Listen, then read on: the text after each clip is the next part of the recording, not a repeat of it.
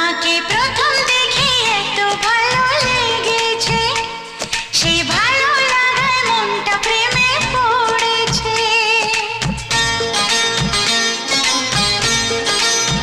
তোমাকে প্রথম দেখেই এত ভালো লেগেছে, সেই ভালো লাগা